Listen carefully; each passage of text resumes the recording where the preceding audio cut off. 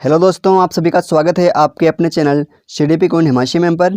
आज की वीडियो में हम बात करने वाले हैं मैथ्स टैग वर्ड्स के बारे में।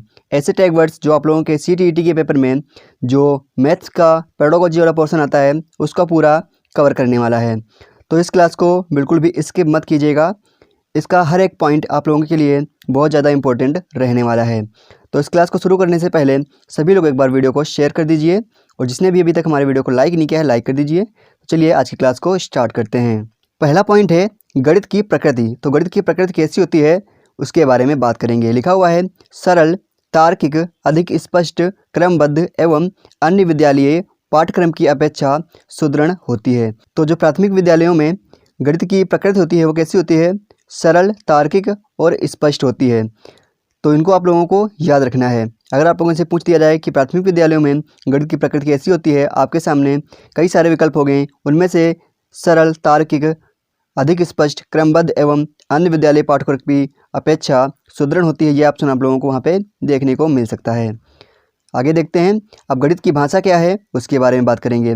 लिखा हुआ है गणित स्वतः ही एक भाषा है जो विभिन्न चिन्हों व नियमों से होकर चलती है। तो गणित क्या होती है?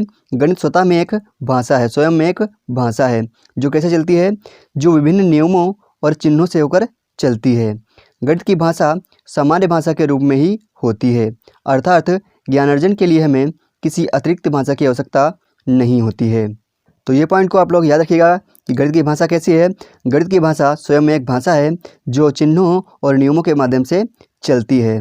ठीक है, तो ये पॉइंट्स आप लोगों के लिए इंपॉर्टेंट रहने वाले हैं। नेक्स्ट है गणित की भाषा के अंग कौन कौन से होते हैं उनके बारे में बात करेंगे। तो गणित की भाषा के अंग जो होते हैं 5 होते हैं। पहला कौन सा होता है? पद होता है, फिर प्रत्यय होता है, फिर सूत्र होता है, फिर सिद्धांत होता है, फिर चिन्ह होता है। तो आप लोग इसको क्रम में याद रखिएगा। यह आप लोगों से इसका क्रम पूछ दिया जाता है कि गणित की भाषा के अंग निम्नलिखित में से कौन से सही हो जाएंगे। इसका क्रम आगे पीछे कर दिया जाता है और आपसे एक क्वेश्चन बन जाता है। इसमें कई सारे लोग इसको गलत कर देते हैं। पहला क्या होता है? पद, फिर प्रत्यय, फिर सूत्र, फिर सिद्धांत तथा फिर चिन्ह होते हैं। आगे देखते हैं। तो ये जो टॉपिक है ये आप लोगों के लिए बहुत ही ज़्यादा इंपॉर्टेंट रहने वाला है क्योंकि यहाँ से क्वेश्चन आपके हर पेपर में देखने को मिला है और आगे भी मिल सकता है। ये कई पेपर में बन चुका है, अब तक के कई सारे पेपर में देखने को मिल चुका है। क्या है ये? Pamela Liebex sequence. तो इस सीक्वेंस को आप लोगों को याद रखना है। इसका शॉर्टकट क्या होता है? ELP और S इसका सीक्वेंस है। आप लोग इसको इस सीक्वेंस से याद रखना। यहाँ पे E फॉर क्या होता है? एक्सपीरियंस। एक्सपीरियंस का मतलब क्या है? ठोस वस्तुओं के साथ अनुभव। जो बच्चा होता है वो पहले ठोस वस्तुओं के साथ में अनुभव करना सीखता है। दूसरा क्या है? लैंग्वेज। जो यहाँ पे L है उसका दूसरा क्या है? लैंग्वेज। ठोस वस्तुओं के प्रयोगों के समय बच्चों में बातचीत। जब बच्चा ठोस वस्तुओं के साथ प्रयोग कर रहा हो उस समय उससे बातचीत करना, उससे प्रश्न पूछना, उससे जवाब पूछना। ठीक है, तो ये उसका सेकंड स्टेज हो जाती है। थर्ड स्टेज क्या है? पिक्चर, यानी चित्र दिखाकर गणितीय अवधारणा का विकास करना या फिर गणितीय अवधारणा को स्पष्ट करना। और चौथा क्या है? सिंबल या साइन। तो इसमें क्या होता है? शिक्षक जो होते हैं वह बच्चों को चिन्हों का बोध कराते हैं, चिन्हों के बारे में जानकारी देते हैं। तो ये है पमेला लीबेक्स की सीक्वेंस। तो इसको आप लोग याद रखिएगा। आप लोग इसका एक बार स्क्रीनशॉट ले लीजिएगा जो आप लोगों के लिए काफ़ी इंपॉर्टेंट रहने वाला है। Pamela Liebex sequence. E for experience, L for language और P फॉर पिक्चर और S फॉर सिंबल या साइन। अब हम बात करेंगे गणित शिक्षण का मुख्य उद्देश्य क्या होता है। तो मुख्य उद्देश्य NCF 2005 के अनुसार बालक की गणितीय सोच का विकास करना। क्या होता है? बालक की गणितीय सोच का विकास करना NCF 2005 के अनुसार। प्रारंभिक स्तर पर क्या होता है मुख्य उद्देश्य? संख्या संबंधी कौशलों का विकास करना, माप तोल की इकाइयों को विकसित करना, गणितीय संख्याओं का विकास करना, मूर्त से अमूर्त धारणा को प्रोत्साहन देना।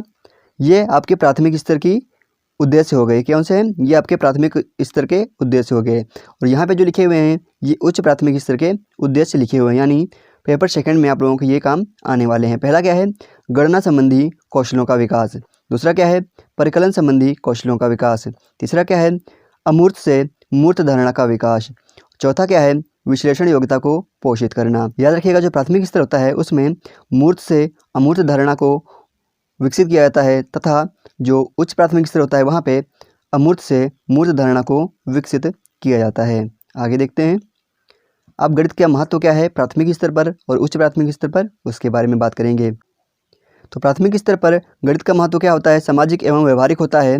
और उच्च प्राथमिक स्तर पर गणित का महत्व मानसिक रूप से सोचने वाला होता है। तो आप लोगों को याद रखिएगा, जो गणित का महत्व होता है प्राथमिक स्तर पर सामाजिक एवं व्यवहारिक तथा उच्च प्राथमिक स्तर पर मानसिक रूप से सोचने वाला होता है।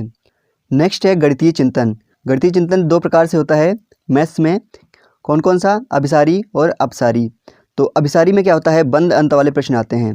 सभी को पता होगा कि बंद अंत वाले प्रश्न कैसे होते हैं। जैसे आप लोगों को दे दिया जाए कि 2 + 2 कितना होगा, तो सभी को पता है कि यहाँ पे आप लोग एक ही संख्या भर सकते हैं, 4 लिख सकते हैं। अगर वहीं पे अगर आप लोगों के सामने दे दिया जाए कि कितने प्लस कितने 4 होंगे, तो ये कैसा हो जाएगा, ये आपका अपसारी चिंतन हो जाएगा, यानी खुले या मुक्त अंत वाले प्रश्न हो जाएंगे। तो जो आप लोगों का बहुविकल्पीय प्रश्न होते हैं, जो ऑब्जेक्टिव टाइप प्रश्न होते हैं, वो अभिसारी चिंतन में आते हैं। और जो लिखित या मौखिक प्रश्न होते हैं वो अपसारी चिंतन में आते हैं। तो अभिसारी चिंतन वाले प्रश्न बंद अंत वाले होते हैं और अपसारी चिंतन वाले जो प्रश्न होते हैं वह खुले या मुक्त अंत वाले होते हैं। अब हम बात करेंगे गणित शिक्षा शास्त्र के कुछ कीवर्ड्स के बारे में। ध्यान रखिएगा, ये जो कीवर्ड्स आपके सामने लिखे हुए हैं ये पॉजिटिव कीवर्ड्स हैं। तो एक बात यहाँ पे आप लोगों को याद रखनी है, जो पॉजिटिव कीवर्ड्स होते हैं वो पॉजिटिव क्वेश्चन के साथ में ही सही होते हैं। हमेशा आप लोग ये बात याद रखिएगा, जो पॉजिटिव कीवर्ड होंगे वो पॉजिटिव क्वेश्चन के साथ में सही होंगे, और जो निगेटिव कीवर्ड होंगे वो निगेटिव क्वेश्चन के साथ में हमेशा सही होंगे। तो पहले हम लोग बात करेंगे पॉजिटिव कीवर्ड्स के बारे में। तो पहला क्या है, समावेशी कक्षा में वैकल्पिक साधनों प्रणाली का प्रयोग करना। तो याद रखिएगा, समावेशी शिक्षा में विभिन्न तरीकों के साधनों व प्रणाली का प्रयोग करना हमेशा पॉजिटिव होता है, जो आपका पॉजिटिव क्वेश्चन के साथ में हमेशा सही माना जाएगा।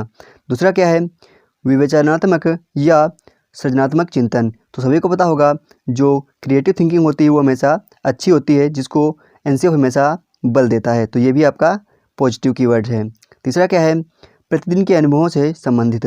जो बच्चा होता है उसको प्रतिदिन के अनुभवों से संबंधित अगर करके ज्ञान देंगे तो अच्छी तरीके से सीख पाएगा। तो ये भी आपका पॉजिटिव कीवर्ड हो जाएगा। नेक्स्ट क्या है, गणित एक रसहीन या अमूर्त विषय है। यहाँ पे याद रखिएगा, जो रसहीन है ये आप लोगों को लग रहा होगा कि ये निगेटिव वर्ड लिखा हुआ है, लेकिन ये सही बात है, ये निगेटिव नहीं, ये पॉजिटिव है। गणित जो होती है वह रसहीन होती है और अमूर्त विषय होता है। तो ये भी एक पॉजिटिव पॉइंट है, आप लोग इसको निगेटिव मत कीजिएगा। नेक्स्ट पॉइंट है तर्कात्मक कौशलों का विकास। तो सभी को पता होगा एनसीएफ 2005 के अनुसार बच्चों में तार्किक बुद्धि का विकास किया जाता है। अगला पॉइंट है गणितीय अवधारणाओं को समझाना। तो गणित में सभी बच्चों को गणितीय अवधारणाओं को समझ में आनी चाहिए। ये सारे पॉइंट्स कैसे हैं, ये सारे पॉइंट्स आपके पॉजिटिव हो जाएंगे। नेक्स्ट पॉइंट है बच्चों में गणितीय भाषा का विकास करना। तो बच्चों में गणितीय भाषा का विकास करना एक पॉजिटिव पॉइंट है, आप लोग उनको याद रखिएगा। नेक्स्ट पॉइंट है सृजनात्मक चिंतन का विकास करना। तो ये तो सभी को पता होगा, जो क्रिएटिव थिंकिंग होती है वो हमेशा पॉजिटिव में जोड़ी जाती है। तो ये पॉजिटिव वर्ड हो जाएगा। नेक्स्ट है समस्या समाधान कौशलों का विकास करना, यानी एनसीएफ 2005 के अनुसार एनसीएफ कहता है कि बच्चों के अंदर समस्या समाधान का कौशल खुद होना चाहिए, उसके पास स्वयं होना चाहिए, वो अपनी समस्याओं को स्वयं से सॉल्व कर लेना चाहिए। तो ये सारे पॉइंट्स जो हैं, ये सारे पॉइंट्स कैसे हैं, ये सारे पॉइंट्स जो आपके पॉजिटिव पॉइंट्स हो जाएंगे। तो चलिए आगे देखते हैं। आगे कुछ और गणित शिक्षण के जो है पॉजिटिव पॉइंट्स दिए हुए हैं, इनके बारे में बात करेंगे। लिखा हुआ है गणितीय पद्धति कैसी होनी चाहिए, गणितीय पद्धति हमेशा व्यवहारिक होनी चाहिए, यानी बच्चे के दैनिक जीवन से जुड़ी हुई हमेशा गणितीय पद्धति होनी चाहिए, उसके व्यवहारों से जुड़ी हुई गणितीय पद्धति हमेशा होनी चाहिए। एक मिनट। नेक्स्ट है आगमन विधि का उपयोग, यानी गणित जो होता है उसमें आगमन विधि का प्रयोग किया जाना चाहिए। नेक्स्ट पॉइंट है पाठ्यपुस्तक संदर्भ युक्त होनी चाहिए, जो गणित की पाठ्यपुस्तक होती हैं वो संदर्भ युक्त होनी चाहिए। नेक्स्ट पॉइंट है विश्लेषण विधि तर्क प्रधान विधि है, जो विश्लेषण विधि होती है वह तर्क प्रधान विधि है। ये आपका CTET के पेपर सेकंड का पॉइंट है, तो आप लोग इसको याद रखिएगा। जो गणितीय विधि होती है वह तर्क प्रधान होती है। नेक्स्ट है शिक्षण को दैनिक जीवन से जोड़ना। यहाँ पे कई सारी चीज़ें हो सकती हैं, जैसे शिक्षण को दैनिक जीवन से जोड़ना, या बच्चे के ज्ञान को बाहरी दुनिया से जोड़ना, या फिर बच्चे के ज्ञान को दैनिक जीवन से जोड़ना, ये सारे पॉइंट्स वहाँ पे आप लोगों को देखने को मिल सकते हैं, जो कि सारे पॉजिटिव पॉइंट्स हैं। आगे लिखा हुआ है नए नए अनुभव प्रदान करना, बच्चों को नए नए अनुभव प्रदान करना तथा अवसर प्रदान करना, बच्चों को नए नए अनुभव देना तथा उनके वो करने का अवसर प्रदान करना, यह आपका हमेशा पॉजिटिव कीवर्ड हो जाएगा। अगला क्या है, ये जो लिखा हुआ है ये गलत टाइप हो गया है, तो उसको आप लोग कट कर दीजिएगा। नेक्स्ट है शिक्षक की भूमिका। तो शिक्षक की भूमिका गणित में कैसी होनी चाहिए, उसके बारे में यहाँ पे लिखा हुआ है। गणितीय विषय वस्तु को वास्तविक जीवन से जोड़ना। जो गणितीय विषय वस्तु होता है, जो गणित का सब्जेक्ट होता है, उसको वास्तविक जीवन से जोड़कर पढ़ाना।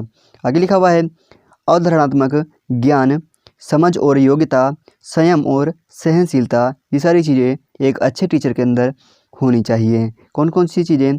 अवधारणात्मक ज्ञान, समझ और योग्यता, संयम और सहनशीलता एक अच्छे टीचर के अंदर होनी चाहिए। अब हम बात करेंगे गणित शिक्षण शास्त्र के कुछ निगेटिव कीवर्ड्स के बारे में। तो याद रखिएगा, ये जो कीवर्ड्स हैं ये हमेशा निगेटिव क्वेश्चन के साथ में ही सही होंगे। निगेटिव क्वेश्चन यानी निगेटिव टैग वर्ड। तो निगेटिव टैग वर्ड कौन कौन से हैं, चलिए देखते हैं। जहाँ पर कहीं पर भी आप लोगों को केवल शिक्षक देखने को मिल जाएगा, वो आपका हमेशा निगेटिव हो जाएगा। कंठस्थ, याद करना, स्मरण करना, ये हमेशा निगेटिव होते हैं, सभी को पता ही हो गया होगा अब तक। नेक्स्ट है नियमों, संकल्पों का कठोर से पालन करना, ये निगेटिव होता है, सभी को पता होगा। गणित के लिए तैयार करना, ये भी आपका निगेटिव होता है। बच्चे को कभी गणित के लिए तैयार नहीं किया जाता है। कठोर अभ्यास सिखाना, ये भी निगेटिव हो जाएगा। अगला है लड़कियों लड़कों में भेदभाव करना। जहाँ पर भी लड़कियों और लड़कों में भेदभाव किया जाता है, वो भी हमेशा निगेटिव होता है। जैसे लड़कियाँ लड़कों से गणित में कमज़ोर होती हैं, तो ये क्या हो जाएगा, ये भेदभाव हो जाएगा, ये पक्षपात हो जाएगा। तो आप लोगों को कभी भी ऐसा नहीं करना है कि लड़कियाँ लड़कों से गणित में कमज़ोर होती हैं। याद रखिएगा, कोई भी जेंडर हो, चाहे वो लड़की हो चाहे वो लड़का हो, किसी के साथ में भी भेदभाव नहीं करना है। आगे लिखा हुआ है जवाब देने में सटीकता। ये जो है निगेटिव वर्ड है, आप लोगों को ये पॉजिटिव लग रहा होगा, लेकिन ये क्या है, ये निगेटिव है। जवाब जो देना चाहिए वो सटीक नहीं होना चाहिए, उसको पूरा व्याख्यान करके उसका जवाब मिलना चाहिए, तो पॉजिटिव हो जाएगा। उसके बारे में पूरी जानकारी बच्चों के पास होनी चाहिए। नेक्स्ट है लैंगिक भेद, पक्षपातपूर्ण व्यवहार, यानी अपनी कक्षा में लड़कों से अलग तरीके का व्यवहार करना और लड़कियों से अलग तरह का व्यवहार करना लैंगिक भेद या पक्षपातपूर्ण व्यवहार कहलाएगा। अगला पॉइंट है उच्चतर पढ़ाई की तैयारी। ये भी आप लोगों को नहीं करना है, जिस क्लास में है उसी क्लास की तैयारी करवानी है। तो ये सारे कैसे पॉइंट्स हैं, ये सारे निगेटिव पॉइंट हैं, इनको आप लोग याद रखिएगा। ये वाला पॉइंट आप लोगों के पेपर में कई बार देखने को मिल गया है कि लड़कों और लड़कियों में भेदभाव करना, ये कई अन्य तरीक़ों से एग्जाम्पल देके पेपर में बनाया गया है क्वेश्चन है। कैसे कैसे एग्जाम्पल आ सकते हैं कि कोई पिता है जो अपने लड़के के लिए हमेशा बाइक लेके आता है और अपनी लड़कियों के लिए हमेशा गैस चूल्हे या खिलौने जो हैं वो बर्तन वगैरह लेके आता है, तो ये क्या हो जाएगा, ये लैंगिक भेदभाव हो जाएगा। या फिर एक एग्जाम्पल ये भी हो सकता है कि लड़के हो तो आप ब्लू शर्ट पहनोगे और लड़की हैं तो आप पिंक जो है स्कर्ट वगैरह हो गई वो पहनेंगी। तो ये सारे कैसे भेदभाव हैं, ये सारे लैंगिक भेदभाव हैं, लैंगिक पक्षपातपूर्ण व्यवहार है। तो आप लोग इनको हमेशा याद रखिएगा। आगे है उच्चतर कक्षा के लिए तैयार करना। तो ये हमेशा निगेटिव हो जाता है। बच्चा जिस भी क्लास में है उसी क्लास की तैयारी करवाओ, ना कि उसके आगे की क्लास की तैयारी करवाना। जिस क्लास में बच्चा है उसको उसी क्लास की तैयारी करवाना हमेशा पॉजिटिव हो जाएगा, और उच्चतर कक्षा के लिए तैयारी करवाना हमेशा निगेटिव हो जाएगा। नेक्स्ट है अच्छे अंक के लिए तैयार करना, ये भी क्या हो जाएगा, ये भी निगेटिव कीवर्ड है। अगला है रैंक या ग्रेड देना, ये भी आपका निगेटिव हो जाएगा। व्यवसाय के लिए तैयार करना, ये भी आपका निगेटिव हो जाएगा। तो ये थी सारे निगेटिव जो पॉइंट्स हैं वो सारे पॉइंट्स हो गए। अगला क्या है, गणितीय पाठ्य पुस्तक जो है उसके बारे में जो निगेटिव पॉइंट हैं वो भी यहाँ पे लिखे हुए हैं। अत्यधिक सरल होनी चाहिए, क्या हो जाएगा, निगेटिव है। जो पाठ्य पुस्तक होती है वह अत्यधिक सरल नहीं होनी चाहिए। अगला पॉइंट है केवल बहुत से अभ्यास होने चाहिए। तो केवल बहुत से अभ्यास नहीं होने चाहिए, अभ्यास होने चाहिए लेकिन बहुत सारे अभ्यास नहीं होने चाहिए। मोटी और बड़ी होनी चाहिए पाठ्य पुस्तक, तो ये भी गलत हो जाएगा। तो ये थी आज की हमारी क्लास। आई होप आप लोगों को क्लास अच्छी लगी होगी। अगर आप लोगों को क्लास अच्छी लगी है तो वीडियो को लाइक कर दीजिए, चैनल पर नए हो तो चैनल को सब्सक्राइब कर लीजिए। और अगर आप लोगों को इस क्लास की PDF चाहिए तो आप लोग हमारे वेबसाइट को विजिट कर सकते हैं, जिसका लिंक आप लोगों को नीचे मिल जाएगा। वहाँ पे आप लोग जाके आसानी से इस PDF को डाउनलोड कर सकते हैं। मिलते हैं आप लोगों को नेक्स्ट वीडियो में, तब तक के लिए जय हिंद जय भारत।